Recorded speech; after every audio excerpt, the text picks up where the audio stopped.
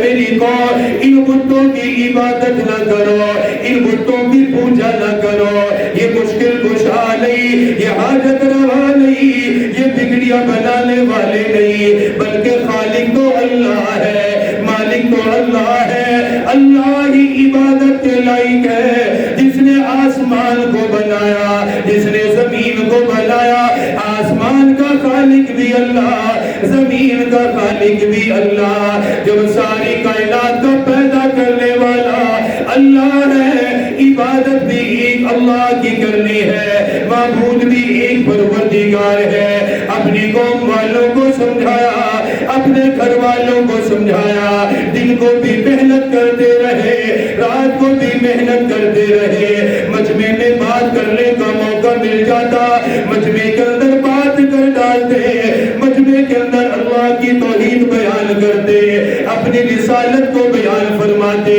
انفرادی محنت کرنے کا موقع ملتا، اگر کوئی ملنے والا آ جاتا اسے اللہ کا تعارف کروا دیا کرتے، دین کے بارے میں اسے بتاتے، جنت کی پہچان کرواتے، جہنم سے ڈراتے، جہنم کے بارے میں ذکر فرماتے، موت کی سختی کو بیان فرماتے، قبر کا ذکر کیا کرتے، فرماتے اور لوگوں اگر موت کی سختی سے بچنا چاہتے ہو اپنے خالق کو پہچان لو، اگر قبر کے عذاب سے بچنا چاہتے ہو اپنے خالق کو پہچان لو، میدان محشر میں اگر ذلت سے بچنا چاہتے ہو اپنے خالق اور مالک کو پہچان لو، جہنم کی آگ سے بچنا چاہتے ہو میری دعوت کو قبول کر لو، میری محنت کو قبول فرما لو۔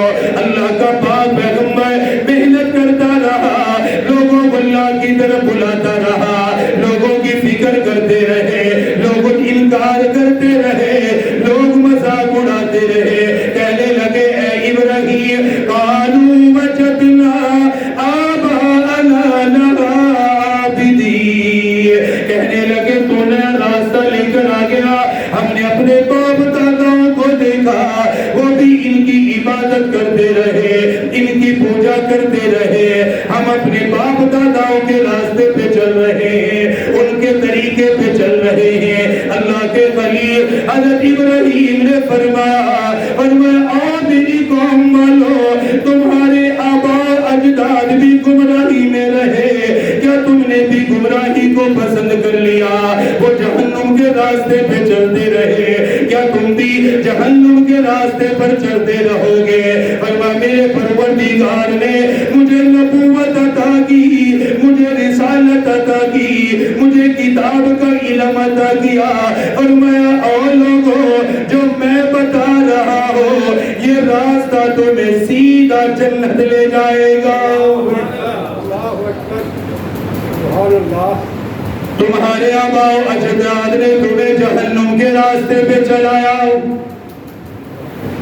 میں تمہیں جنت کے راستے پہ چلا رہا ہوں۔ مال نہیں چاہیے، دولت نہیں چاہیے،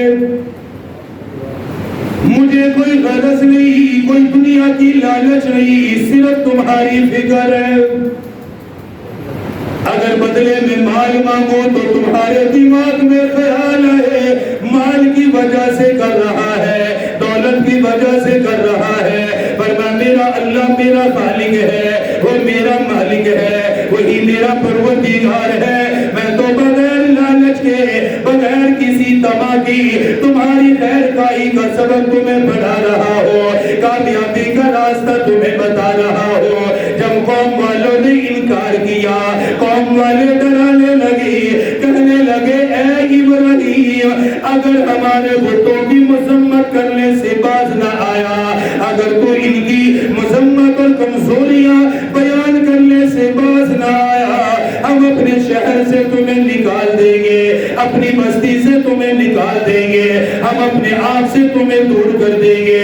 اللہ کے خلیل حضرت ابراہیم فرمانے لگے، فرمایا وَتَاللَّهِ لَأَكِيدَنَّ أَصْنَامَكُمْ بَعْدَ أَن تُوَلُّوا مُدْبِرِينَ، فرمایا پھر میں اللہ کی قسم کھاتا ہوں میرے سمجھانے سے نہیں سمجھے، میرے بتانے سے نہیں سمجھے، جب مجھے موقع موقع مل گیا، دیکھنا میں تمہارے بتوں کا حال کیا کروں گا، ان کا حشر کیا کروں گا۔ تم اپنی آنکھوں سے دیکھو گے یہ کچھ کرنے پر قادر نہیں، بولنے پہ قادر نہیں، نفع نقصان پہ قادر کوئی نہیں۔ فرمانے لگے اللہ کی قسم جب تم پلٹ کے واپس آؤ گی ان کے حالات دیکھنا میں کیا کر دوں گا۔ ساری قوم میلہ منانے کے لیے میدان میں چلی گئی، اپنا تہوار منانے کے لیے گئی، نمرود بھی ساتھ چلا گیا، اعلیٰ قسم کے کھانے بنائے، کھانے بنا کر اپنے اپنے بتوں کے سامنے رکھے، برکت کے طور پر رکھ کر گئے آ کر ان کھانوں کو ہم کھا لیں گے۔ ساری قوم میلہ منانے کے لیے چلی گئی، اللہ کے خلیل حضرت ابراہیم کو جلال آ گیا، کلہاڑا ہاتھ میں پکڑا، کلہاڑے کو کندھے پہ رکھا، بت خانے کی طرف چل پڑے جہاں انہوں نے اپنے معبودوں کو رکھا ہوا، ہاتھوں سے جو بت بنائے ہوئے تھے، جن بتوں کو نصب کیا ہوا تھا۔ اللہ کے خلیل چل پڑے، اللہ کا پیغمبر چل پڑا، کلہاڑا لیا ہوا ہے، عبادت خانے میں آئے، بت خانے کے اندر داخل ہوئے۔ آپ نے دیکھا طرح طرح کے کھانے رکھے ہوئے ہیں، دیواروں پہ بت لگے ہوئے ہیں، مختلف قسم کے بت لٹکائے ہوئے ہیں، کوئی بہت بڑے سائز کا بت ہے، کوئی اس سے ذرا چھوٹا ہے۔ اللہ کے خلیل حضرت ابراہیم نے آنے کے بعد فرمایا کھاتے کیوں نہیں، پیتے کیوں نہیں؟ تمہاری قوم نے تمہارے سامنے کھانا رکھا ہوا، تمہارے سامنے پینا رکھا ہوا ہے، کھاتے کیوں نہیں ہو؟ پھر دائیں ہاتھ میں کلہاڑا لیا، اللہ کے قرآن نے پورا منظر ذکر کیا، دائیں ہاتھ میں کلہاڑا لینے کے بعد دائیں طرف سے شروع کر دیا، ان کے ہاتھ کاٹ ڈالے، ان کے بازو توڑ ڈالے، ان کی گردنوں کو توڑ دیا، زمین پہ سارے پھینک دیے۔ جو سب سے بڑا بت تھا اس کے کندھے پہ کلہاڑی رکھی، اللہ کے قرآن نے پورا منظر بتایا، فَجَعَلَهُمْ جُذَاذًا إِلَّا كَبِيرًا لَهُمْ لَعَلَّهُمْ إِلَيْهِ يَرْجِعُونَ۔ بڑے بت کے کندھے پہ کلہاڑی کو رکھا، رکھ کر فرمانے لگے جب تیری قوم واپس آئے گی، آ کر تجھ سے سوال کرے گی، بتا ان کا یہ حال کس نے کیا ہے؟ اس لیے اس کو چھوڑ دیا، بڑا بت فَجَعَلَهُمْ جُذَاذًا إِلَّا كَبِيرًا لَهُمْ، سب کو توڑ پھوڑ رکھ کے رکھ دیا، ٹکڑے ٹکڑے کر دیے۔ بڑے والا اس کو صحیح سالہ اس کے کندھے پہ کلہاڑی رکھ دی کہ جب لوگ آئیں گے دیکھیں گے کلہاڑی بھی موجود ہوگی تو اس سے پوچھے بابو تو یہ ہے، سوال اس سے کرے یہ کس نے کیا؟ یہ سارا کچھ ان کا حشر نشر کر کے اپنے گھر واپس آ گئے۔ پیغمبر کا جو ایمان ہوتا ہے اس کو کوئی ذکر اور بیان ہی نہیں کر سکتا، حالانکہ پتا ہے کہ ساری قوم مشرک ہے، ساری قوم ایک طرف دوسری طرف، اکیلا اللہ کا پیغمبر ہے۔ کتنا بڑا ان کا ایمان ہے، پتا ہے کہ ساری قوم بت پرست، اکیلا میں اللہ کی طرف بلانے والا۔ یہ لوگ آ کے بدلہ بھی لیں گے، جان کے دشمن بھی بنیں گے، پتہ نہیں کیا کیا کچھ کریں گے، لیکن ایک لمحے کے لیے بھی نہیں گھبرائے، فرمایا میں دکھاؤں گا کہ ان کی حقیقت کیا ہے۔ وہ دکھایا، قوم واپس آئی، بت خانے میں سب سے پہلے اپنے تبرکات اٹھانے کے لیے گئے، جب وہاں جا کر دیکھا تو حال ہی کچھ اور ہے، یعنی بارش والا بت پڑا ہوا الٹا زمین پہ، کسی کا ہاتھ ہی نہیں ہے، کسی کی ٹانگ ہی نہیں ہے، کسی کی گردن ہی نہیں ہے، ٹوٹے پھوٹے پڑے ہوئے ہیں، بڑے بت کے کندھے پہ کھلاڑی رکھی ہوئی ہے۔ دیکھ کے حیران یہ کس نے کر دیا؟ قالو، اب دیکھیں قرآن پورا منظر بتاتا ہے، وقت بہت مختصر ہے، میں صرف آیات پڑھتا جا رہا ہوں، قرآن جو منظر بتاتا ہے کہ واپس آ کے ان کی حالت کیا ہوئی، دیکھ کر وہ کیا کہنے لگے۔ ساری قوم جب آئی دیکھ کر کہنے لگے قالوا من فعل هذا بآلهتنا انه لمن الظالمین۔ اللہ پاک نے سورہ انبیاء کے اندر پورا منظر بیان فرمایا، ساری قوم واپس آئی، آ کر کہنے کس نے کیا ہے؟ کس نے ان کو توڑا؟ کس نے ان کو زمین پر گرایا ہے؟ کس نے ان کے ساتھ یہ زیادتی والا معاملہ کیا؟ کس نے ان کو توڑ پھوڑ کے رکھ دیا؟ کچھ لوگ کہنے لگے قالوا سمینا فتى يذكرهم يقال له ابراہیم۔ اسی مجمع میں سے کچھ لوگ بول پڑے، کہنے لگے تمہیں پتہ نہیں ابراہیم علیہ السلام ہمارے بتوں کی مذمت بیان کرتا ہے، وہ کہتا سننے پہ قادر نہیں، بولنے پہ قادر نہیں، نفع نقصان پہ قادر نہیں۔ پھر اس نے ہمارے سامنے یہ قسم کھا کر کہا کہ دیکھنا میں ان کا حال کیا کروں گا۔ کہنے لگی ابراہیم کے علاوہ، حضرت ابراہیم کے علاوہ یہ کوئی نہیں کر سکتا، اتنی ہمت کسی کے اندر نہیں، اتنی جرأت کسی کے اندر نہیں ہے، یہ ہمت صرف حضرت ابراہیم کے اندر ہی ہے جو لوگوں کے سامنے اللہ کی توحید بیان کرتا ہے، مجموع کے سامنے ذکر کرتا ہے، یہ معبود کچھ کرنے پہ قادر نہیں، یہ بولنے سننے پہ قادر نہیں۔ کہنے لگے اسی نے یہ کیا ہے۔ قوم کے سرداران کہنے لگے قالوا فأتوا بی علی اعین الناس لعلہم یشہدون۔ کہنے لگے ہم سب جمع ہے، جاؤ بلا کر لاؤ، قوم کے سامنے سوال کیا جائے گا، قوم کے سامنے پوچھا جائے گا کیا انہوں نے ان کا یہ حال کیا۔ حضرت ابراہیم خلیل اللہ کو بلایا گیا، دل کے اندر کوئی ڈر نہیں، کوئی خوف نہیں، چہرے پہ کوئی پریشانی نہیں، کوئی غم نہیں، پاؤں کوئی بوجھ نہیں، پورے وقار کے ساتھ تشریف لائے، نبوت والے انداز میں تشریف لائے، رسالت والے انداز میں تشریف لائے۔ جس موقع کا انتظار تھا، بات کرنے کا موقع مل گیا تھا، بات سمجھانے کا موقع مل گیا، قوم کے سامنے آ کے کھڑے ہو گئے، فرمانے لگے کیوں بلایا، کس وجہ سے مجھے یہاں بلایا گیا۔ کہنے لگی ذرا اپنی نظریں دوڑا کر خود ہی دیکھیے ان کا حال کیا ہو گیا، ان بتوں کا یہ حال کس نے کر دیا، ان کو کس نے یہ توڑا، کس نے ان کو زمین پہ پھینکا۔ اللہ کا پیغمبر فرمانے لگا، قال بل فعلہ کبیرہم ھذا فاسألوہم ان کانوا ینطقون۔ فرمایا چھوٹے موٹے تو ٹوٹ گئے، بڑا تو صحیح سالم ہے، بڑا تو بیٹھا ہوا ہے، کندھے پہ کلہاڑی لے کر بیٹھا ہوا ہے، جواب دینا اس کی ذمہ داری ہے۔ موقع پہ یہ موجود ہے، اس نے سب کچھ ہوتے ہوئے دیکھا، اس کی موجودگی میں سارا کچھ ہوا۔ مجھ سے پوچھنے سے پہلے اپنے خود سے سوال کرو ان باقیوں کے ساتھ یہ حشر کس نے کیا ہے۔ قال بل فعلہ کبیرہم ھذا فاسألوا۔ سوال کرو، پوچھو ان سے، ان کانوا ینطقون، اگر یہ جواب دے سکتے ہیں۔ ایک موقع چاہیے تھا، مل گیا بات کا، ورنہ پوچھو، اس سے پوچھو یہ بتائے۔ اب پتہ ان کی حالت کیا ہوئی، قرآن ذکر کرتا ہے، قرآن کہتا ہے ثم نکسوا علی رؤوسہم، ثم نکسوا علی رؤوس، پہلے یوں کھڑے تھے اکڑ کے، جب فرمایا پوچھو پھر یوں ہو گئے، گردنیں زمین کی طرف چلی گئی کہ کہہ تو صحیح رہا ہے کہ موقع پہ تو یہ ہے، بتانا تو اس کو چاہیے، معبود تو سب سے بڑا یہ ہے۔ جب یہ سب سے بڑا ان کو نہیں بچا سکا جو اس کے چھوٹے موٹے ہیں، تو ہمیں کیا بچائے گا؟ نفس تو ملامت کرتا ہے نا کہ حقیقت کیا ہے۔ ثم نکسوا علی رؤوسہم، قرآن کہتا ہے نیچے جھک گئی نظریں، نفس کی طرف توجہ کرنے لگے، خود فیصلہ کیا۔ ثم نکسوا علی رؤوسہم، خود ایک اللہ ثم نکسوا علی رؤوسہم، کہنے لگے کہ حقیقت تو یہ ہے کہ ظالم ہم لوگ ہی ہیں۔ خود اپنے آپ کو کہنے لگے، خود کہا کہ ظالم تو ہم ہیں۔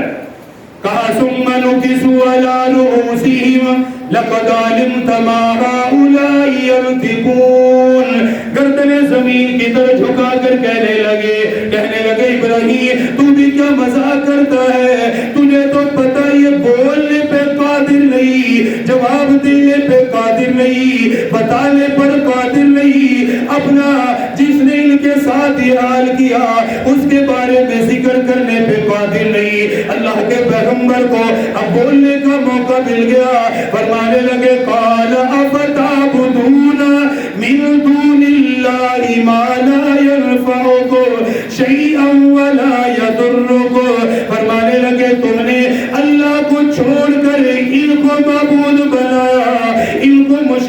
بادشاہ بنایا، جن کے بارے میں تم اقرار کر رہے ہو یہ بولنے پہ قادر کوئی نہیں، جواب دینے پہ قادر کوئی نہیں، نفع نقصان پہ قادر کوئی نہیں۔ اب شرمندگی کو چھپانے کے لیے کہا، کہنے لگی قالوا حرقوه وانصروا آلهتكم إن كنتم فاعلين۔ حضرت ابراہیم خلیل اللہ وہاں سے رخصت ہو گئے، ان کو بتانے کے بعد واپس چلے گئے۔ قوم والے کہنے لگی یہ تو ہماری مدد نہیں کر سکتے، لگتا ہے ان کا بدلہ ہمیں ہی لینا پڑے گا۔ قالوا حرقوا، یہ تو اپنے آپ کو نہیں بچا سکے لیکن ان کا بدلہ ہم لیں گے۔ یہ کیا بدلہ لیں گے؟ کہنے لگے آگ جلاؤ، آگ جمع، لکڑیاں جمع کرو، آگ جلاؤ، بیچ میں آگ جلا کر ابراہیم خلیل اللہ کو ڈالیں گے، ہم بدلہ لیں گے، اپنے معبود ہوگا۔ سبحان اللہ۔ کہتے ہیں وہ شرک جو ہے نا وہ انسان کا دماغ مسخ کر دیتی ہے، نظر آ رہا ہوتا ہے مگر قبول نہیں کرتا۔ ابو جہل کو سب پتا تھا یہ اللہ کا نبی نہیں مانتا تھا، یہی مشرک کی عادت ہے، پتا سب کچھ ہے اور اقرار بھی کر رہے ہیں یار ان کی مدد کرو، ان کا کوئی بدلہ لے لو جو ان کے ساتھ ہوا ہے۔ جی کیا بدلہ؟ کہنے لگے لکڑیاں لاؤ۔ اب انہوں نے پورے شہر میں آواز لگائی جو بیمار ہے لکڑیاں جمع کرو، اپنے بتوں کی مدد کرو تو ٹھیک ہو جاؤ گے۔ سبحان اللہ۔ جو مرنے سے ٹوٹنے سے نہیں بچ سکے کہتا ان کے لیے لکڑیاں لاؤ تو میں صحت مل جائے گی، جو پریشان ہے ان کی مدد کرو پریشانی دور ہو جائے گی۔ اب انہوں نے اتنے جذبے سے لکڑیاں جمع کی، 7 دن تک، 1-2 دن نہیں 7 دن تک لکڑیاں جمع ہو گئی، آگ لگا دی۔ کوئی پرندہ قریب سے نہیں گزر سکتا تھا، کوئی پرندہ اوپر سے نہیں گزر سکتا تھا، اتنے آگ کے شعلے بھڑکنے لگے۔ تاکہ اب اٹھا کر اس کے اندر حضرت ابراہیم کو ڈالو۔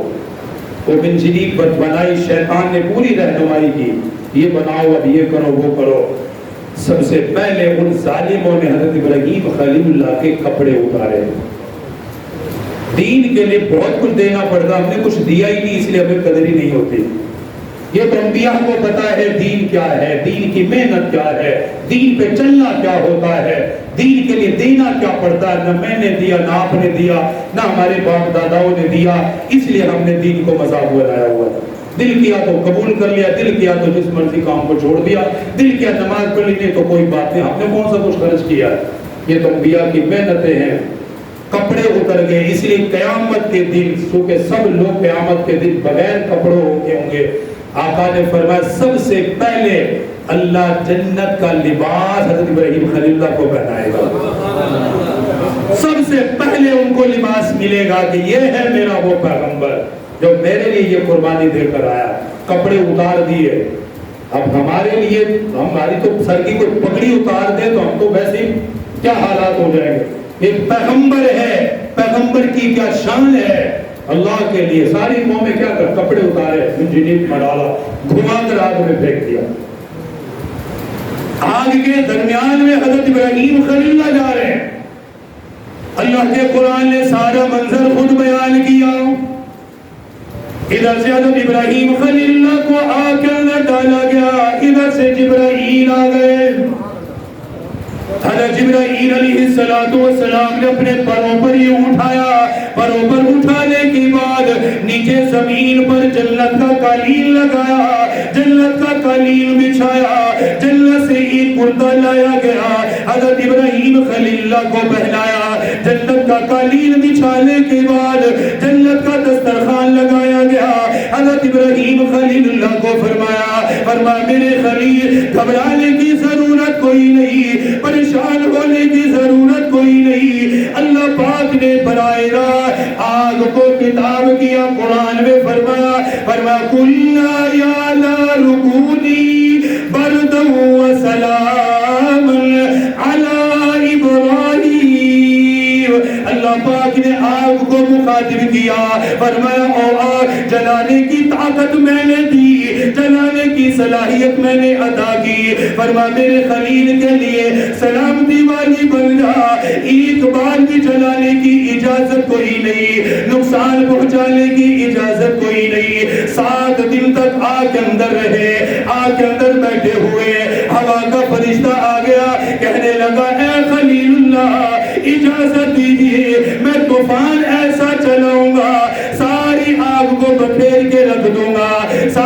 ہوا کو اڑا کر رکھ دوں گا. فرمانے لگے حسبی اللہ و نعم الوکیل. بار بار یہ جملہ فرمایا میرے لیے میرا اللہ ہی کافی ہے. بارش والا فرشتہ آیا کہنے لگا خلیل اللہ اجازت دینا آپ کا کام ہے. بادل اتنا برسے گا آپ کا نام و نشان نہیں رہے گا. جواب میں فرمایا حسبی اللہ و نعم الوکیل. فرمایا میں اپنے لیے نہیں آیا, اپنی ذات کے لیے یہاں نہیں آیا, رشتہ داروں کے لیے نہیں آیا, گھر والوں کے لیے نہیں آیا. جس رب کے لیے یہاں آیا وہی رب میری حفاظت کرے گا. 7 دن آگ میں رہے, 7 دن آگ میں رہے. 7ویں دن ایک روایت میں 40 دن ہے, کم از کم 7 دن کا ذکر ہے. 7ویں دن نمرود اپنے بالا خانے پہ چڑھ کے دیکھ رہا ہے کہ حضرت ابراہیم خلیل اللہ جنت کے میوے کھا رہے ہیں. تو اس نے لوگوں بھڑبڑاہٹ میں آ گیا, اور یہ کیا ہو گیا, وہ تو میوے کھا رہا بیٹھ کے. وہیں بالا خانے سے بیٹھ کہنے لگا ابراہیم تجھے کچھ نہیں ہوا. فرمانے لگے کچھ ہونے سے دور کی بات ہے, یہ تو میرے لیے سلامتی والی بنی ہوئی ہے. مجھے تو یہاں راحت مل رہی ہے, مجھے تو یہاں سکون مل رہا ہے. جتنی دیر پیغمبر, اور یاد رکھیے جتنی دیر پیغمبر امتحان میں ہوتا ہے اتنی دیر اللہ براہ راست کلام میں ہوتا ہے. جتنی دیر پیغمبر امتحان میں ہوتا ہے براہ راست اللہ کا تعلق ہوتا ہے. پیغام آ رہا ہے, جا رہا ہے, سلام آ رہے ہیں, جا رہے ہیں. اس لیے حضرت ایوب علیہ السلام بیمار رہے نا کئی دن, ان سے کسی نے پوچھا جی آزمائش میں کیسے وہ دن رہے. فرمانے لگے زندگی کے سکون والے دن ہی وہ تھے کہ جب آزمائش میں ہوتے ہیں اللہ پوچھتا ہے بتا میرے پیغمبر حال کیا ہے. جب اللہ پوچھے تو کیا طبیعت بڑھتی ہوگی, کوئی فکر نہیں. نمرود کہنے لگا باہر آ سکتے ہو؟ فرمانے لگا بالکل آ سکتا ہوں. کہا کہ نکل کے دکھاؤ. وہیں سے کھڑے ہوئے, کرتا مبارک یوں جھاڑا, فرمانے لگے حسبی اللہ و نعم الوکیل. اطمینان کے ساتھ آگ سے باہر نکل آئے. آگ سے باہر نکلنے کے بعد لوگوں نے دیکھا جی معاملہ ہوا. ساری بستی جمع ہوئی, سارا علاقہ جمع ہوا, منظر دیکھنے کے لیے حیران ہو گئی. اتنی بڑی آگ, 7 دن ہم نے لکڑیاں جمع کی, 7 دن تک آگ رہی. اللہ کا نبی صحیح سالم واپس آ گیا, ایک بال بھی نہیں جل سکا. ساری قوم کے سامنے آ کے فرمایا او لوگوں تمہارے بتوں کا حال یہ ہے جو میں نے تمہیں دکھایا, جو اپنے آپ کو بچانے پہ قادر نہیں, اپنی حفاظت پہ قادر نہیں, اپنے آپ کو نفع پہ قادر کوئی نہیں. فرمایا میرا اللہ وہ ہے جس نے آگ میں زندہ بھی رکھا, 7 دن تک جنت کا میوہ بھی کھلایا. تمہارے بتوں کا حال کیا ہے وہ تم جانتے ہو, یہ میرا رب ہے. دکھانا تھا نا, ان کے بتوں کا حال بھی دکھایا, اب اپنے رب کی طاقت بھی دکھائی کہ میرے رب کی طاقت یہ ہے کہ آگ بھی اس کے حکم کی محتاج ہے. میں صحیح سالم تمہارے سامنے کھڑا ہوں, میرا ایک بال بھی نہیں جلا. ساری قوم حیران ہو گئی. یہاں سے آگے ہم آئندہ جمعے ذکر کریں گے. ایک بات آپ سماعت کر لیجئے, وقت تو بہت مختصر ہے لیکن ہمارے لیے توجہ کریں, بہت خوش قسمتی کا موقع. اللہ بار بار یہ موقع نصیب فرمائے کہ الحمدللہ اس مسجد میں 2 بچوں کی حفظ قرآن پاک مکمل ہو رہی ہے. سب کو الحمدللہ. یہ چھوٹی سعادت نہیں ہے, بہت بڑی سعادت ہے. 2 بچے حافظ قرآن بن چکے الحمدللہ. آخری سبق دونوں بچے تھوڑا تھوڑا آپ کو سنائیں گے, اور میں یہاں اس لیے ان کی تلاوت کرواتا ہوں کہ آپ یہ بات ذہن میں رکھیں کہ پورے 2-3 سال انہوں نے جو محنت کی, جو ان کو ثواب ملا 30 پاروں کو حفظ کرنے کا, جو ان کی اس محبت میں شریک ہوتے. ہمارے علماء نے لکھا ہے کہ جتنا ثواب اللہ ان کو دیتا ہے, ان سے محبت کرنے والوں کو اللہ اتنا ہی ثواب عطا کر دیتا ہے. انہوں نے 2-3 سال آپ کے بغیر پڑھا ہے, آخری سبق آپ کو سنا کر یہ اپنے اس قرآن کی محنت میں آپ کو گواہ بناتے ہیں, آپ کو شریک کرتے. قیامت کے دن